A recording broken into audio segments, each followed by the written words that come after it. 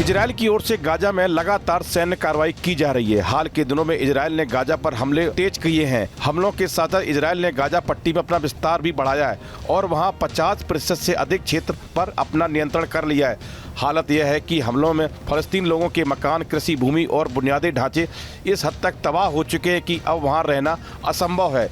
Israel का कहना है कि उसकी कार्रवाई जरूरी है ताकि बंधक बनाए गए लोगों को रिहा करने के लिए हमास पर दबाव बनाया जा सके।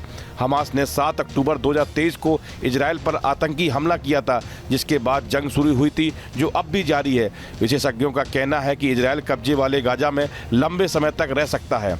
इजरायल के प्रधानमंत्री बेंजामिन नेतन्याहू ने हाल ही में अपना रुख साफ कर दिया था। नेतन्याहू ने कहा था कि हमास की हार के बाद भी इजरायल गाजा में मौजूद रहेगा और फिलिस्तीनियों को वहां से जाने के लिए मजबूर करेगा।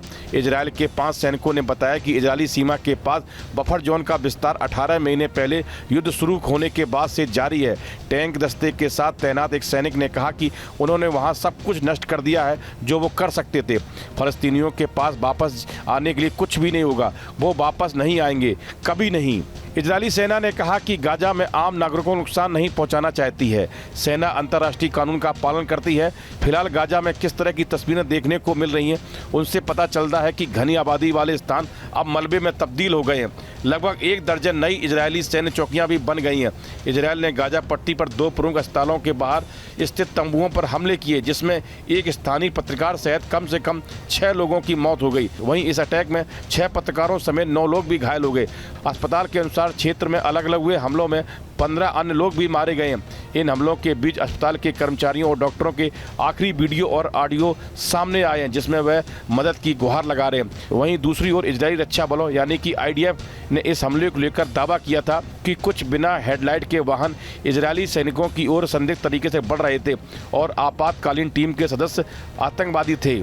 इजरायल ने पिछले महीने हमास के साथ सीज फायर खत्म कर दिया था और हवाई और जमीनी हमले दोबारा शुरू कर दिए। इजरायल ने मार्च की शुरुआत से ही खाद्य, ईंधन, दवा और मानवीय सहायता के आयात पर रोक लगा दी है।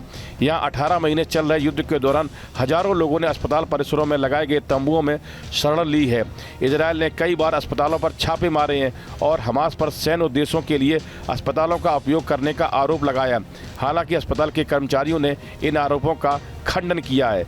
इस वीडियो में फिलहाल इतना ही। आप बने रहिए न्यूज नेशन के डिजिटल प्लेटफॉर्म के साथ। न्यूज नेशन अब व्हाट्सएप पर खबरों के ताजा अपडेट के लिए न्यूज नेशन के इस QR कोड को स्कैन करें।